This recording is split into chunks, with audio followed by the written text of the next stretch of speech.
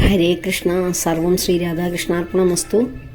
ഇന്ന് നമുക്ക് ഭാഗവതം അഷ്ടമസ്കന്ധം 11-ാമത്തെ അധ്യായം വിവരിക്കാം. അസുരന്മാരുടെ പരാജയമാണ്. ദേവാസുര യുദ്ധം ആരംഭിച്ചതിനെ പറ്റിയായിരുന്നു നമ്മൾ കഴിഞ്ഞ ഭാഗങ്ങളിൽ 9-10 ഭാഗങ്ങളിൽ വിവരിച്ചിരുന്നത്. ദേവാസുര യുദ്ധം നടന്നത് എങ്ങനെയായിരുന്നു? അസുരന്മാർക്ക് അമൃത് ഭക്ഷിക്കുവാൻ കഴിയാതെ വന്നപ്പോൾ മോഹിനി രൂപം പൂണ്ട ഭഗവാൻ ആ അമൃത് അസുരന്മാരിൽ നിന്നെടുത്ത് ദേവന്മാർക്ക് കൊടുക്കുകയും അതിൽ അമർഷം പൂണ്ട അസുരന്മാർ ഒന്നടങ്കം ദേവന്മാരുമായി മഹായുദ്ധം ചെയ്യുകയും ചെയ്തു. എന്നാൽ അമൃത് ഭക്ഷിച്ച ദേവന്മാർ ശക്തിമാന്മാരും ബുദ്ധിശാലികളുമായി മാറിയത് കാരണം അവരെ പരാജയപ്പെടുത്തുവാൻ കഴിഞ്ഞില്ല. എങ്കിലും മഹാബലി ഉൾപ്പെടെയുള്ള അസുരന്മാർ മായാശക്തികൾ പ്രയോഗിച്ച് ദേവന്മാരെ കീഴ്പ്പെടുത്താൻ ശ്രമിക്കുമ്പോൾ ഭഗവാൻ ഗരുഡാരൂഢനായി വന്ന് ആ മായകളെയെല്ലാം ഇല്ലായ്മ ചെയ്തുകൊണ്ട് അസുരന്മാരെയെല്ലാം നിഷ്കാസനം ചെയ്തുകൊണ്ട് ദേവന്മാർക്ക് വിജയം നേടിക്കൊടുക്കുന്ന ഭാഗമായിരുന്നു. അങ്ങനെ മഹാബലി വജ്രായുധം, ദേവേന്ദ്രൻ്റെ വജ്രായുധം ഏറ്റ മഹാബലി ഒരു പർവ്വതം എന്ന പോലെ, ചിറകറ്റ പർവ്വതം പോലെ വിമാനത്തോടുകൂടി ഭൂമിയിൽ പതിക്കുന്ന ഭാഗമായിരുന്നു നമ്മൾ കഴിഞ്ഞ ഭാഗത്ത് വിവരിച്ചത്. അതിൻ്റെ ബാക്കി ഭാഗം, അതായത് അഷ്ടമസ്കന്ധം 11-ാം അധ്യായമാണെന്ന് വിവരിക്കുന്നത്. നമുക്ക് നോക്കാം.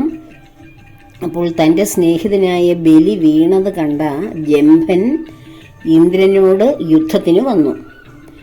സിംഹത്തെ വാഹനമാക്കിയ ജംഭൻ ഗദ ഉയർത്തിപ്പിടിച്ചുകൊണ്ട് ശക്തിയോടെ ഇന്ദ്രന്റെ തോളെല്ലിലും ഐരാവതത്തിന്റെ മസ്തകത്തിലും ആഞ്ഞടിച്ചു. അടി കൊണ്ട് പരവശനായ ആ ഐരാവതം വേദന സഹിക്കാൻ കഴിയാതെ പിന്തിരിഞ്ഞു മുട്ടുകുത്തി നിന്നു.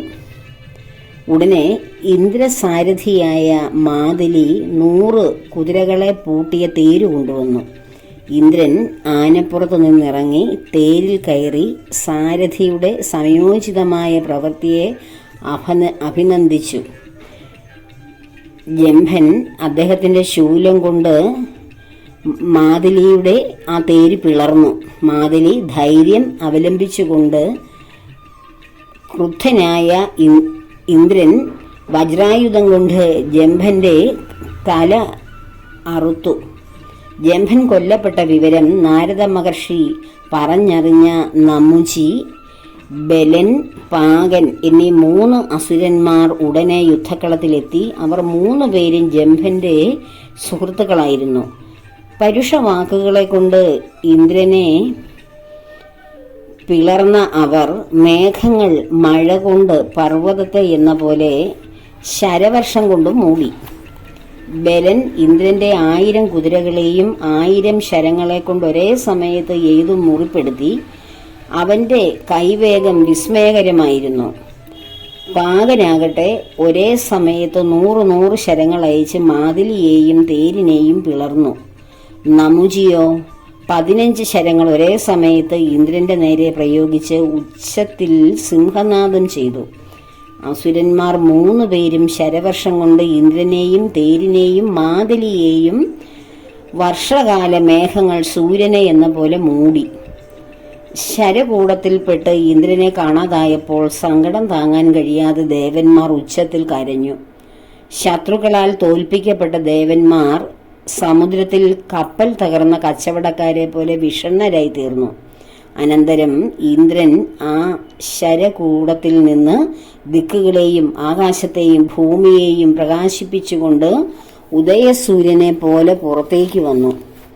ദേവസൈന്യങ്ങളെ ശത്രുക്കൾ മർദ്ദിക്കുന്നത് കണ്ട ഇന്ദ്രൻ അസുരന്മാരെ വധിക്കാനായി വജ്രം ഉയർത്തി. ബന്ധുക്കൾ നോക്കി നിൽക്കെ അവർക്ക് ഭയം ജനിപ്പിച്ചുകൊണ്ട് ഇന്ദ്രൻ വജ്രായുധത്താൽ ബലന്റെയും പാകന്റെയും തലകൾ അറുത്തു വീഴ്ത്തി. സുഹൃത്തുക്കളായ ബലന്റെയും പാകന്റെയും വധം കണ്ട നമുജി കോപവും ദുഃഖവും സഹിക്കാൻ കഴിയാത്തവനായി ഇന്ദ്രനെ കൊല്ലാൻ തന്റെ കഴിവ് മുഴുവൻ ഉപയോഗിച്ചു പരിശ്രമം നടത്തി. ഇരുമ്പ് കൊണ്ട് നിർമ്മിച്ചതും അനേകം മണികൾ കെട്ടിത്തൂക്കിയതും അതിഭാരമുള്ളതുമായ ഒരു ശൂലവും ഓങ്ങിച്ചെന്ന് നിന്റെ കഥ ഇതോടെ തീർന്നു എന്ന് പറഞ്ഞുകൊണ്ട് ശൂലം ഇന്ദ്രന് നേരെ പ്രയോഗിച്ചു. ആകാശത്തിലൂടെ ചീറിപ്പാഞ്ഞു വരുന്ന ശൂലത്തെ ഇന്ദ്രൻ ശരങ്ങളെ കൊണ്ട് 100 നുറുക്കി. അതികോപത്തോടെ നമുജിയുടെ തലയറുത്ത് വീഴ്ത്താനായി വജ്രം കൊണ്ട് കഴുത്തിൽ ആഞ്ഞുവെട്ടി.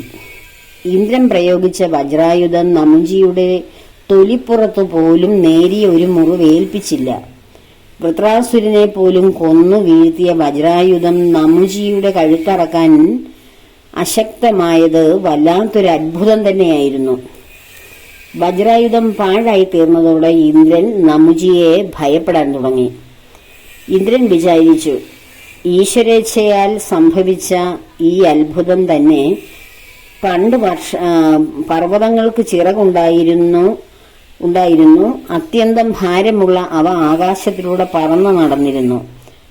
അവ ചിലപ്പോൾ പെട്ടെന്ന് ഭൂമിയിൽ വന്നിരിക്കും. അതിന്റെ അടിയിൽപ്പെട്ട് അനേകം പേർ മരിക്കുകയും ചെയ്യും. ഇത് കണ്ട് പ്രജകളുടെ രക്ഷയെ ഉദ്ദേശിച്ച് ഞാൻ പർവ്വതങ്ങളുടെ ചിറകുകൾ മുറിച്ചു കളഞ്ഞു. അത് വജ്രായുധം കൊണ്ടാണ് മുറിച്ചത്. ദധീചി മഹർഷിയുടെ തപസ്സു തന്നെ സ്വയം രൂപം സ്വീകരിച്ച് എല്ലുകൾ കൊണ്ടുണ്ടാക്കിയതാണ് വജ്രായുധം. അത് നമ്മൾ നേരത്തെയുള്ള ഭാഗത്ത് ദധീചി മഹർഷിയോട് ഇന്ദ്രൻ ആവശ്യപ്പെടുന്നു. ഭഗവാന്റെ നിർദ്ദേശമനുസരിച്ച് അങ്ങനെ സ്വയം ജീവത്യാഗം ചെയ്തിട്ട് അദ്ദേഹത്തിന്റെ എല്ലുകൾ ഉപയോഗിച്ചാണ് തപസ്സുകൊണ്ട് ശ്രേഷ്ഠമായ ആ ശരീരത്തിന്റെ എല്ലുകൾ ഉപയോഗിച്ചാണ് വജ്രായുധം നിർമ്മിച്ചതെന്ന് നമ്മൾ നേരത്തെ വിവരിച്ചിട്ടുണ്ടായിരുന്നു. അപ്പോൾ അത്രയും ശ്രേഷ്ഠമായ ആയുധമാണ്.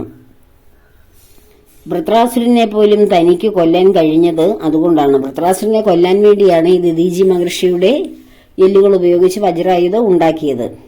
മറ്റൊരായുധം കൊണ്ടും കൊല്ലാൻ കഴിയാത്തവരായ ബലൻ, പാകൻ മുതലായ അനേകം അസുരന്മാരെയും വജ്രായുധം കൊണ്ട് എനിക്ക് നിഷ്പ്രയാസം കൊല്ലാൻ കഴിഞ്ഞിട്ടുണ്ട്. ഈ നിസ്സാരനായ അസുരന്റെ നേരെ ഞാൻ പ്രയോഗിച്ച വജ്രം ഫലിച്ചില്ലല്ലോ എന്നിങ്ങനെ വിഷമിക്കുകയാണ്. പർവ്വതങ്ങൾക്ക് പണ്ട് ചിറകുണ്ടായിരുന്ന സമയത്ത് അത്യന്തം ഭാരമുള്ള ഈ പർവ്വതങ്ങൾ പറന്നു നടക്കുമ്പോൾ അവയുടെ അടിയിൽപ്പെട്ട് ജീവജാലങ്ങളൊക്കെ നശിച്ചു പോകുമായിരുന്നു. അങ്ങനെ അത് കണ്ടിട്ട് ആ പ്രജകളുടെ രക്ഷയ്ക്ക് വേണ്ടിയായിരുന്നു പർവ്വതങ്ങളുടെ ചിറകുകൾ വജ്രായുധം കൊണ്ട് മുറിച്ചത്. അപ്പോൾ ദധീചി മഹർഷിയുടെ ബ്രഹ്മ തേജസ്സിനെ പോലും വിലയില്ലാതാക്കി ഈ അസുരൻ. വെറും ഒരു സാധാരണ വടി പോലെ ദുർബലമായി തീർന്ന ഈ വജ്രായുധം എടുക്കുന്നില്ല എന്ന് ഇന്ദ്രൻ വിചാരിക്കുകയാണ്. ഇങ്ങനെയെല്ലാം ചിന്തിച്ച് ദുഃഖിച്ചുകൊണ്ടിരിക്കുന്ന ഇന്ദ്രൻ ഒരശരീരി കേട്ടു. ബ്രഹ്മദേവൻ പറയുന്നതായി ആ അശരീരി മാറി. ഈ നമുജിയെ ഉണങ്ങിയതുകൊണ്ടും നനഞ്ഞതുകൊണ്ടും കൊല്ലാൻ കഴിയില്ല. അവന് ഞാൻ ഇങ്ങനെ ഒരു വരം കൊടുത്തിട്ടുണ്ട്. അതിനാൽ വേറെ എന്തെങ്കിലും വഴി നോക്കൂ ഇന്ദ്ര. ഇങ്ങനെ അശരീരി കേട്ട ഇന്ദ്രൻ ആലോചിച്ചു, കടൽ നുരകൾ ഉണങ്ങിയതുമല്ല നനഞ്ഞതുമല്ല, അതുകൊണ്ട് ഇവനെ കൊല്ലാം. ഇങ്ങനെ നിശ്ചയിച്ച ഇന്ദ്രൻ കടൽ നുര കൊണ്ട് നമുജിയെ കൊന്നു. ഇന്ദ്രന്റെ കർമ്മത്തെ പ്രശംസിച്ചുകൊണ്ട് മഹർഷിമാർ പുഷ്പവൃഷ്ടി ചെയ്തു. വിശ്വാവസു, പരാവസു എന്നീ ഗന്ധർവന്മാർ പാടി. ആകാശത്തിൽ ദേവവാദ്യങ്ങൾ മുഴങ്ങി. അപ്സര സ്ത്രീകൾ സന്തോഷത്തോടുകൂടി നൃത്തം ചെയ്തു. മറ്റുള്ള അസുര പ്രമാണിമാരെ വായു, അഗ്നി, വരുണൻ മുതലായവരും കൊന്നു. അസുരവംശം ക്ഷയിക്കുന്നത് കണ്ട ബ്രഹ്മാവ് ദേവന്മാരെ യുദ്ധത്തിൽ നിന്ന് പിന്തിരിപ്പിക്കുവാനായി നാരദ മഹർഷിയെ യുദ്ധകളത്തിലേക്ക് പറഞ്ഞയച്ചു. നാരദ മഹർഷി ദേവന്മാരോട് പറഞ്ഞു, ഭഗവാൻ ശ്രീനാരായണന്റെ ബലത്തെ ആശ്രയിച്ച നിങ്ങൾക്ക് അമൃത് കിട്ടി, ഐശ്വര്യവും വർദ്ധിച്ചു. ഇനിയും എന്തിനാണ് യുദ്ധം ചെയ്യുന്നത്? നിർത്തിക്കൂടെ? നാരദ മഹർഷിയുടെ വാക്കിനെ മാനിച്ച് ദേവന്മാർ യുദ്ധം നിർത്തി സ്വർഗത്തിലേക്ക് പോയി. നാരദ മഹർഷിയുടെ അനുവാദത്തോടുകൂടി അസുരന്മാർ മരിച്ച അസുരന്മാരുടെ ശവശരീരങ്ങളും എടുത്തുകൊണ്ട് അസ്തമയ പർവ്വതത്തിലേക്കും പോയി. തലയും അവയവങ്ങളും നഷ്ടപ്പെടാത്ത അസുരന്മാരെയെല്ലാം ഗുരുവായ ശുക്രമഹർഷി മൃതസഞ്ജീവനി വിദ്യ കൊണ്ട് ജീവിപ്പിച്ചു.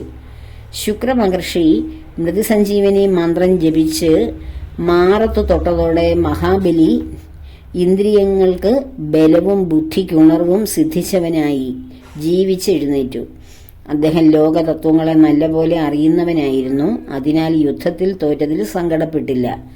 ജയപരാജയങ്ങൾ കാലത്തിന്റെ അധീനത്തിലാണെന്ന് ഇന്ദ്രനോട് പറഞ്ഞത് സ്വന്തം ജീവിതത്തിൽ പകർത്തിയവനായിരുന്നു മഹാബലി. അപ്പോൾ ആ മഹാബലിയുടെ പുനർജീവനം ശുക്രമഹർഷിയാൽ സാധിച്ചു. ദേവാസുര യുദ്ധത്തിൽ അസുരന്മാർ അവിടെ പരാജയപ്പെടുന്നു.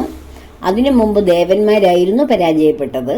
പിന്നീട് അമൃത പാനത്തിലൂടെയാണ് ദേവന്മാർക്ക് ശക്തി ലഭിച്ചതും ശ്രേഷ്ഠരായ അസുരന്മാരെയൊക്കെ നിഗ്രഹിക്കുവാൻ കാരണമായതും.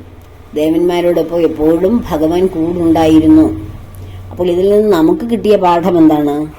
സത്തുക്കളായിട്ടുള്ളവർ, സൽബുദ്ധികളായിട്ടുള്ളവർ അവരവരുടെ സ്വന്തം ശക്തി കൊണ്ട് വിജയിക്കാമെന്ന് കരുതാതെ ഭഗവാനെ ആശ്രയിക്കുന്നു. ദേവന്മാരെല്ലായ്പ്പോഴും ഓരോ സമയത്തും ഭഗവാനെ ചെന്ന് ആശ്രയം പറയുകയാണ് ചെയ്യുന്നത്. എന്നാൽ അസുരന്മാരാകട്ടെ സ്വയം അവരുടെ ജയപരാജയങ്ങൾ നിശ്ചയിച്ചുകൊണ്ട് യുദ്ധക്കളത്തിലേക്ക് ഇറങ്ങുകയും ദേവന്മാരെ നശിപ്പിക്കുകയും ചെയ്യുകയാണ്. ഓരോ ആപത്ഘട്ടങ്ങളിലും ഭഗവാനെ ആശ്രയിക്കുന്ന ദേവന്മാർക്ക് ഭഗവാൻ തന്നെയായിരുന്നു എപ്പോഴും തുണ. അപ്പോൾ നമ്മുടെ ജീവിത പരാജയങ്ങളെ അല്ലെങ്കിൽ പ്രതിസന്ധികളെ തരണം ചെയ്യുവാൻ നാം തന്നെത്താൻ വാളുമെടുത്ത് അല്ലെ ആയുധങ്ങളും എടുത്ത് മുന്നോട്ടിറങ്ങുകയല്ല ചെയ്യേണ്ടത്. അവിടെയൊക്കെ ഭഗവാനോട് ആശ്രയം അരുളുക, ഭഗവാന്റെ സവിധത്തിൽ മനസ്സുകൊണ്ട് സമർപ്പിക്കുക, ജീവിതം ആ കാൽക്കൽ വെച്ചു കൊടുക്കുക. അപ്പോൾ വിജയം സ്വാഭാവികമായും നമ്മുടെ കരങ്ങളിൽ തന്നെ ആഗതമാകും. അപ്പോൾ എല്ലാവർക്കും ഭഗവാന്റെ അനുഗ്രഹം ഉണ്ടാകട്ടെ. ആംലഖി ഏകാദശി നന്നായി ആചരിക്കുക. ഭഗവാന്റെയും ലക്ഷ്മി ദേവിയുടെയും സമസ്ത ദേവന്മാരുടെ അനുഗ്രഹം എല്ലാവർക്കും ഉണ്ടാകട്ടെ എന്ന പ്രാർത്ഥനയോടെ ഭാഗവതം ദശമസ്കന്ധം, ഭാഗവതം അഷ്ടമസ്കന്ധം 11-ാം അധ്യായമാണ് ഇപ്പോൾ വിവരിച്ചത്. ഇനിയും അതിനുശേഷം 12-ാം അധ്യായമാണ് ശിവമോഹനം. അതായത് ശിവഭഗവാന് വിഷ്ണു ഭഗവാന്റെ മോഹിനി രൂപത്തിലുണ്ടായ ആകർഷണം. അതാണ് അടുത്ത ഭാഗം. അത് നമുക്ക് അടുത്ത ഭാഗത്ത് വിവരിക്കാം. എല്ലാവരെയും ഭഗവാൻ അനുഗ്രഹിക്കട്ടെ എന്ന പ്രാർത്ഥനയോടെ ലോകാ സമസ്ത സുഖിനോ ഭവന്തു.